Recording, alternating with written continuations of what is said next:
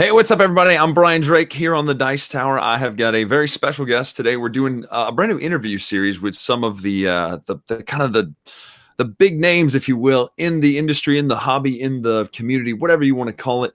And today we're kicking it off with a bit of a personal favorite of ours is Jamey Stegmaier from Stonemaier Games. It's going to be great. So let's take a look, see what's going on with Jamey Stegmaier. Jamey, how are you, man? I'm great. Thank you for including me in a big names list. I don't feel that way, but I'm honored you would think of me that way. Well, the reason I say that is so I came home one day and Carla, she redesigned the shelf behind us here in her top 100 order, and you'll notice the top shelf. There are 3 Stonemaier Games up there. I'm just saying. So. Wow, yeah.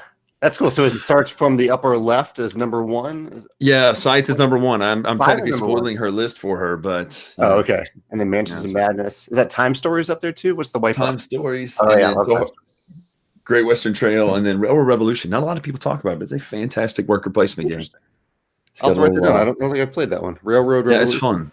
Okay. Yeah, it's got actually an aspect where everybody shares the workers, but whichever color worker you're using, they do different bonuses and benefits. So cool. Nice. But it's got some good stuff involved. So like I was talking about, let's do the Stan Lee version of this, where this might be. You've done tons and tons of interviews. You've been around for how many years have you been around? First of all, doing in the industry as far as designing and things like that. Yeah, because I was born in 1981. I've been around since then. But I've been around. I guess technically I would say the first Kickstarter was Viticulture in 2012. So that's probably the earliest that anyone would have heard of me at all. Besides people from 1981. Yes.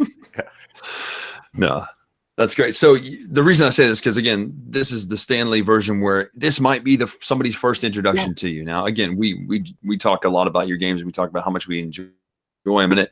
How did you get started? What was the kind of the flash of genius moment that you were like, you know what, I want to go from just playing games? Or did you come from a playing game background or some sort of background where you just wanted to design games as well as publish and do all the things that you guys do over there?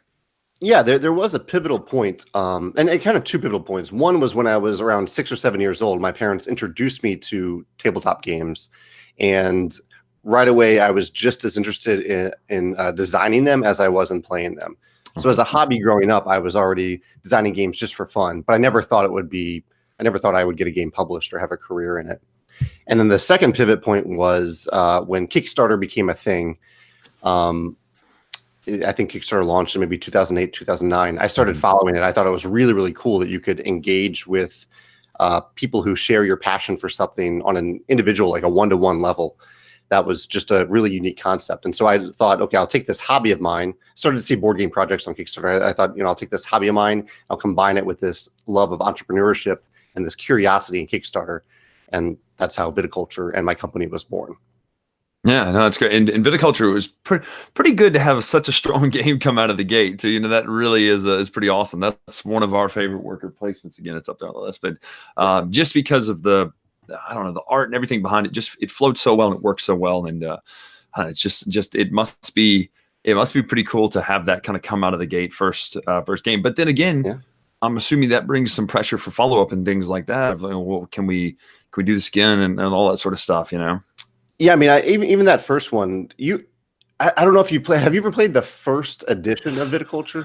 No, I know of its history. I just have never gotten my hands on the version pre-Tuscany, pre-Essential Edition or anything like that. And you're probably the better for it. The first version, fortunately, we had artist Beth Sobel. We had all the beautiful little wood pieces. Right. But we didn't have the grande worker in the first edition. And that's kind of a key part of the game. It differentiates it from other worker placement games. It loosens up the game a little bit. That's like one of the favorite things for a lot of people about the game. And I thought of that like pretty late in the process, I think right before the Kickstarter launch. So we had it in an expansion, but not in the core game. And it was kind of a good lesson from the very beginning to give games the time they need to become the best versions of themselves. Right. And I'm very fortunate that the game has done well since then, but it could have died fairly early if we hadn't realized those lessons early on. No, absolutely. But that's the thing, though, that I've kind of compared your the way viticulture especially has kind of continued to grow and continue to come out is more like an app, in the sense that there are updates that you want to get, that you definitely, you don't want to be like, well, I'm good with running 1.0. It's like you actually want these updates, because they feel not just necessary for the game itself, but they add something spicy and exciting. So going from first edition to Tuscany, I imagine, was just, of course, I still don't have the cheese one. I've still got to get my hands on that one. That was like, but that's pretty interesting to just see how what people know of the game now is totally different than what it even came out as. But because the way memory works and things like that, it's fantastic to remember it the whole way, from beginning to end. It's fun to look back. It's still a little confusing for people sometimes, because maybe they'll see a copy of the second edition on eBay or something. I kind of wish I'd gotten it right the first time, but it is what it is. No, it's great. It's got staying power no matter what. And then that, obviously, Euphoria and Decide, just so many great things going on with that whole universe. And especially, which again, we don't want to spoil it for people who haven't played Rise of Fenris, but my goodness, that was just so much fun to just see the way that kind of just added and modularly added things to the game. So again, I don't want to say too much for people who haven't played it yet, but that was a great experience. That's really great to hear. And you use the term modular there. I haven't really talked about this much, but we are coming out with a modular board. Talk about, what does that mean exactly? I've seen that wording, but does that mean like the actual hexes will be modular, or what does that mean? Well, so it took me a long time to figure it out, because that's how I usually picture modular boards. Like, you have Twilight Imperium up there, has little hexes. You kind of the board changes shape every time you play, with different planets and different places. But I couldn't figure that out with Scythe, because in Scythe, the rivers are so important to have your own little secluded area, and to have areas that are maybe a little bit harder to get into than other areas, so players can have time to build their engine. And then I played Clans of Caledonia. I don't know if I see that on yourself. Have you played? I haven't played it. No, I've heard good things. I just haven't played it. It has a modular board that instead of using a bunch of hex tiles, it uses 4 big tiles that have a bunch of hexes inside of them. And that made me realize that the way to do it is to have big hexes that have 7 big tiles that have 7 hexes in each tile, and they are laid on top of a board that has some preset hexes on there. So it's kind of a combination of a few modular tiles and a modular board, double-sided board. And it works. We played with it the other day, and it was fun to play on the prototype, but I always like playing on like the real printed version. I lost you just there. Oh, say that one more time, that last part. I'm sorry, I lost you just there for a second. What was that? One more time? I was saying that it's always fun to play with the prototype version, but we finally got the real version recently and played with it at my game night last week.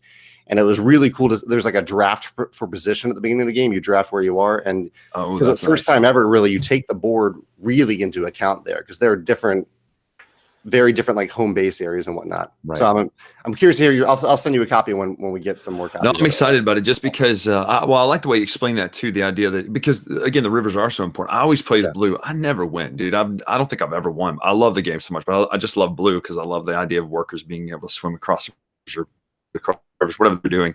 Right. Fantastic. Always destroys, but I do like the idea of thinking, wait, what if I was able to take those blue guys and move them a little elsewhere? You know what I'm saying? And just kind of see how that would go as far as getting resources. I like that. The idea, we're not, because again, you're cutting down on time too of hexes or however many it is out there. It's pretty quick that way still. Right. Yeah. So then we've got a very friendly version of Alfred Hitchcock's The Birds now. They're attacking us in a good way. I don't know. That's a terrible analogy. I'm sorry. But it's a good, it's all over the place. I'm seeing it everywhere. Yeah. That's fantastic. I still haven't got my hands on playing it yet, but I'm going to very soon when it hits, because it's cool looking. It's a beautiful looking game, but it's caught a lot of attention, press wise, national wise and stuff. Yeah. It's the first game of ours that's gotten press in the New York Times and the London Times.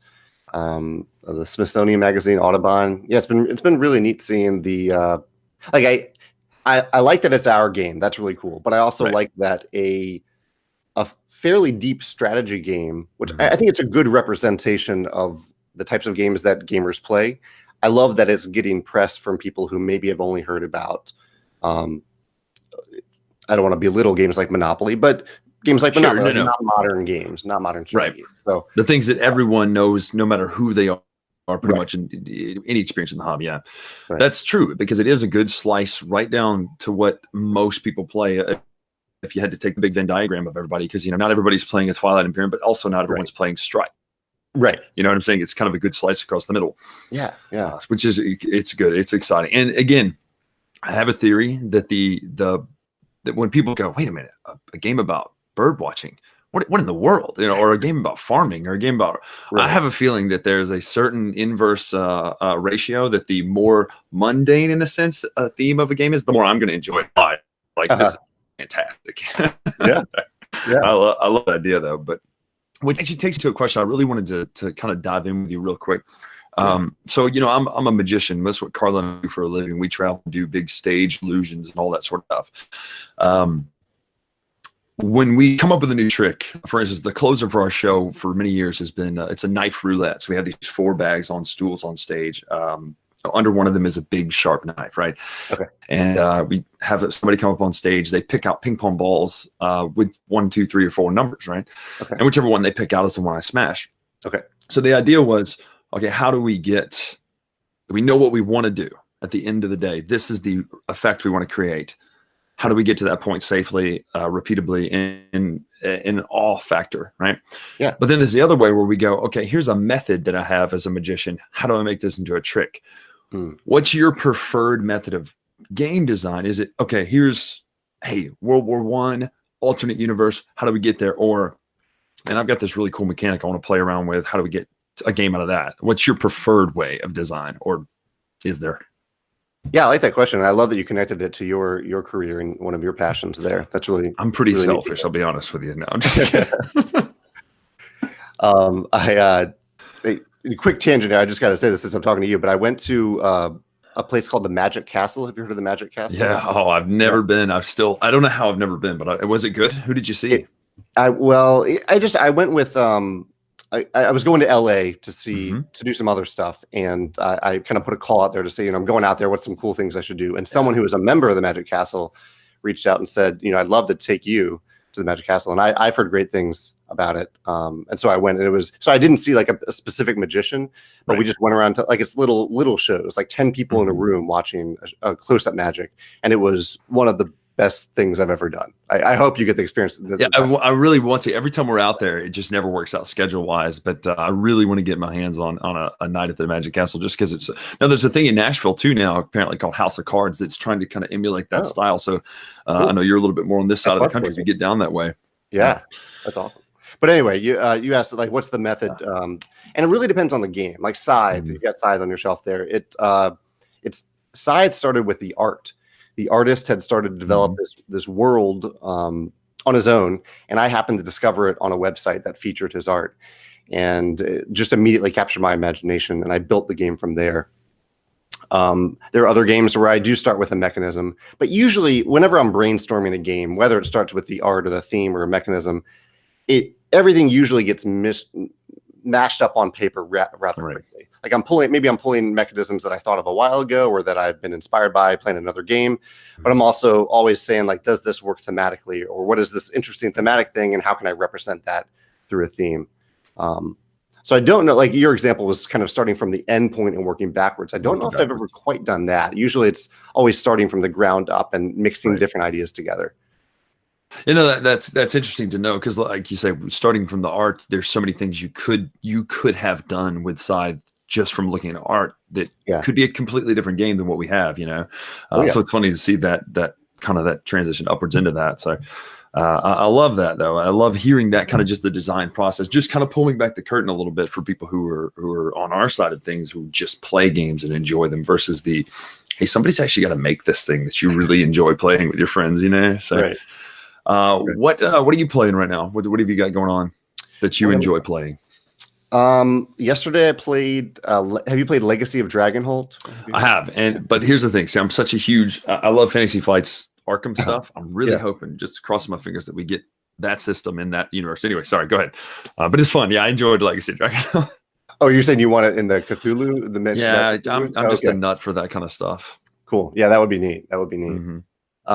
We played a few scenarios of it, and it's a really neat game. It's a lot of reading. My throat gets dry reading from it because it is a lot, but the story is so well written. So I was playing that on Sunday. I've been really enjoying. What was the one I played recently? Summit. I'm looking back at my shelf back there. Yeah, no. Summit is one I really enjoy cooperatively. I think the expansion's on Kickstarter now. The Mind. Oh, I had a game day. I played the new Feast for Odin expansion. I see you've got Feast for Odin up there. I've got the expansion. I just haven't played it. It's up there because we really love Feast for Odin. I'm a Rosenberg nut too. He could just kind of the way he does games is fun. Again, there's that mundane principle too. You know, like hey, farming or whatever. Right. Yeah, I played that expansion twice. The first time it was you use a lot of brain space when you play a game like Feast for Odin. But the playing with the expansion the second time, I really got into it. It was really, really good. Yeah, but that's the thing. I heard people were asking. They said, "Tom, have you played it since with the?" Somebody asked him on a Q&A, and he said, "I haven't played it again since with the expansion." I was like, "Wait a minute, I wonder what that means." Because I'm excited for it. I think it's going to be great. I'm a very pro expansion person, unless it's to the point where you go, I don't even remember what the game looks like anymore. Like there's so many things to add to it. But yeah, that's what I'm excited about getting my hands on or getting to the table. We've been playing Heaven and Ale. Carla got that game. Have you played that, by the way? Heaven and Ale? Yeah. We've been playing it a ton and just getting it to the table. And again, I lose all the games I play, which is kind of brings me back to Charterstone. We totally skimmed over Charterstone. So I want to kind of land the plane, I guess, on Charterstone because so the legacy system is very popular when done right, and then when somebody does it wrong, they're like, we never need another legacy game ever again. What are you doing? Right. Which I guess that's got to be fun on your side of things too. When you're a designer, you're like, wait, really? But so Charterstone came out, and you guys did something interesting with that. You especially designed it where once it's done, you don't just throw it away. Like I don't have my copy of Pandemic Legacy 1 anymore. It's gone. It's just yes, you technically could play it, but Charterstone, the beautiful thing is it's a game afterwards, right? Right. Yeah. And it's a game that you have kind of memories attached to, like where you built this thing or where you did this thing, where you named this character, and it's still all randomized, I guess, for future play. Yeah. Yeah. And again, we can't talk spoilers on that one either because there's some great stuff in there. But what was kind of the idea behind that? Was that something you wanted to do from the beginning? The idea of, hey, I want this to be playable at the end. Yeah. That was one of the things. So I've listened to Rob Daviau talk a lot about legacy games, and I've also for years I would read comments and forums about how people were reacting to legacy games. Right. I definitely wanted to design something on my own that I thought would be great and fun, but I wanted to, I had kind of a wealth of feedback out there from these other games. And one of the things I heard a lot of people saying was that they would dismiss legacy games immediately just because they couldn't play after the campaign was over. And I thought that was a little unfortunate that people wouldn't even give it a try. Yeah, no, and that makes a lot of sense. Right. So I thought I'll remove that barrier, even if someone doesn't actually end up playing it afterward. If I remove that barrier to entry, maybe someone will have a great time with Charterstone who wouldn't have otherwise tried it. And maybe that'll mean they'll also try Pandemic Legacy or play another legacy game. It's a genre that I love. So I wanted to, I wanted to continue to open that door for people to at least give it a try. Yeah, no, and I think that's probably Charterstone's probably the best example of that because it's even when you open the box and you see how the legacy elements are involved, you don't go, oh my gosh, what is? I mean, there are things to open for sure, but we are big fans of the.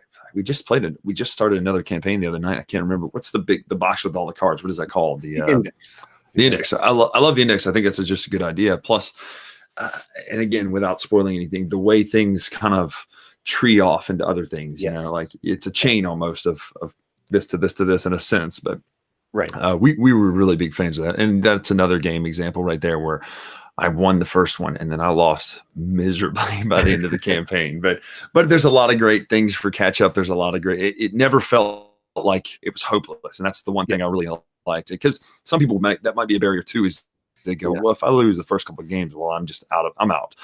But there's ways to make it where you're not totally hopeless, and I think Charterstone was a fantastic experience in all that all the way around. We give it really high marks in the review just because of even if it wasn't a legacy game, it's still a fun game. And that's one thing I wanted people to understand when I was reviewing it is even if you had this as its own standalone game, you would still enjoy Charterstone. And I think that's probably the most important thing for a legacy game is, do you enjoy the game without the legacy aspects? Yeah, does it have a solid foundation? Because otherwise, yeah. I felt this. I don't see Rise of Queensdale man. On your side. Have you played? Which one? Tried Rise of Queensdale? No, I haven't played it yet. I keep hearing good things about it too. Is it? Have you played it all the way through, or? Yeah, I have played it all the way through. And it was one where I've heard from some people that they did not enjoy the core game, but I thought the core foundation of the game was really solid, and the things they did with Legacy are really good. It's one that I've recommended to anyone who's enjoyed Charterstone. I absolutely recommend it because it has a very similar theme. You're starting a village in the middle of nowhere, but they do it in such a different way than Charterstone. Right. Well, then we're definitely going to have to check it out. Obviously, that's. I'm going to write that down right now for a good plug there, for that one. But that was and that's the thing. Really, I love what Rob's done in his legacy games. But Seafall was a little bit weird because I like the bones of the game, but some things were problematic, and we just never finished it. But that's not a knock against him or what he's doing, because when we opened it up and saw the things that were in there, it's fantastic design. Yeah. And so you're always constantly walking that ceiling, Charybdis. Where do you fall on this sort of thing?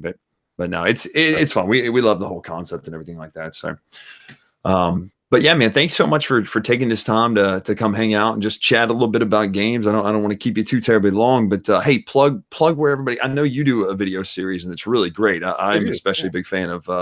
Was it My Favorite Mechanics or My Favorite? My Favorite Game Mechanism. Yeah, I'm a big fan of that because I like to see why you like something, basically. Yeah. Well, thank you for mentioning that. Yeah, it's a video series I've done for a few years where I don't review games. I don't feel comfortable doing that as a publisher and designer myself, but rather even in games that I do or don't enjoy, I try to find the one amazing mechanism in it that was the most fun, the most interesting to me, and I try to talk about it from a design perspective. I found that even games, you probably found this too, in games that you don't enjoy, there's still always something really clever or cool in that game, even if you didn't have fun with it overall. So I like finding that one thing and highlighting it. That's one of the things people gripe at me for, which when they say, Bryan, why don't you ever do negative reviews? I'm like, I'm a really positive person. Plus, maybe my taste is just way wrong, and you might like this aspect. But you're right. There's always a nugget in some sort of game, or most likely, now this is not always a blanket. Most likely, it wouldn't have made it to print. I mean, there's something about it that made it worth printing, unless it was a totally one person said, I'm going to make this game no matter what, even if no one buys it, Right. Which, I mean, obviously doesn't really happen. So, but where can we find that? That's on YouTube, right? Yeah, that's on YouTube. The easiest place to find all the stuff is go to stonemeiergames.com. There's links to that on there. But you can, if you search for like My Favorite Game Mechanism on YouTube, you'll see them. Perfect. Yeah. What have you got coming out that's announced that people know about already, but maybe they totally have just kind of put it in the back burner while they're thinking, what's coming up soon that people can get excited about? Well, for everyone who wants the Euphoria expansion but didn't buy it directly from us on pre-order, the retail release is in early May, so that's coming up pretty soon. And then the modular board directly from us, and then from retailers will follow that. The Scythe modular board. Yeah, and that's exciting. Yeah, those are the main two things coming up. Well, good stuff, man. Thanks so much, Jamey, for coming in. Just keep doing what you do, man. You make amazing stuff, and the company and everybody, your art's always top notch. Hands down for that. So, good stuff. Yeah, it was good to chat with you. Absolutely, man. You too. Take care. Thanks so much for watching the Dice Tower videos. Find more great videos and reviews, as well as our top-rated audio podcast at Dicetower.com. You can also find other great shows at Dicetowernetwork.com. I'm Eric Summerer, and you've been watching The Dice Tower. The Dice Tower